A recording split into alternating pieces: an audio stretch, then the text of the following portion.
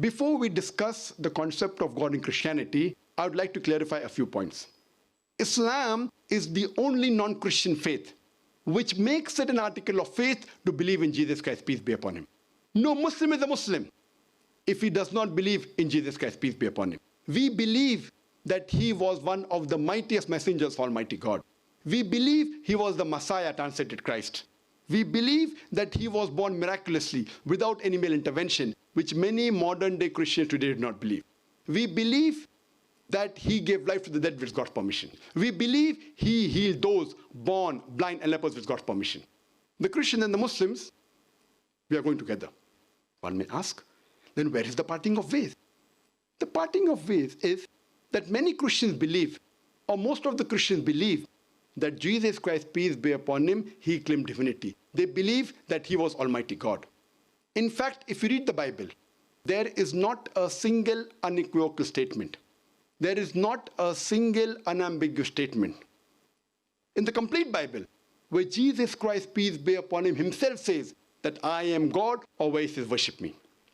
In fact, if you read the Bible, it's mentioned in the Gospel of John, chapter number 14, verse number 28. Jesus Christ, peace be upon him, said, my Father is greater than I. Gospel of John, chapter number 10, verse number 29, my Father is greater than all.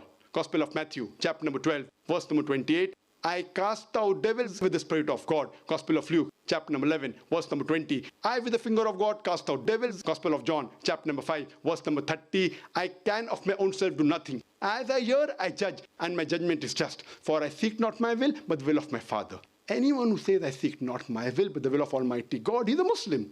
As I mentioned, Muslim means a person who submits his will to God. And Jesus Christ, peace be upon him, said, not my will, but the will of Almighty God. So in Arabic, we say he's Muslim. Therefore, we say Jesus Christ, peace be upon him, was one of the mightiest messengers of Almighty God.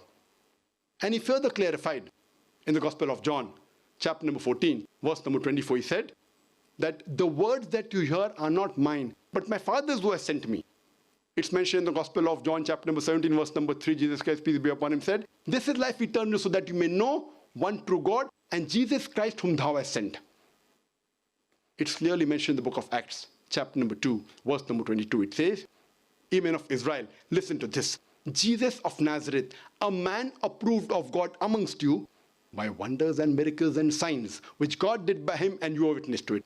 A man approved of God amongst you by wonders and miracles and signs, which God did by him, and you are witness to it. And when Jesus Christ, peace be upon him, was asked that which is the first of the commandments, he repeated verbatim what was said by Moses, peace be upon him, earlier. It's mentioned in the Gospel of Mark, chapter number 12, verse number 29. Jesus Christ, peace be upon him, said, Shama Israelu adna haynu adna ikhad, which means, hear, O Israel, the Lord, our God, is one Lord.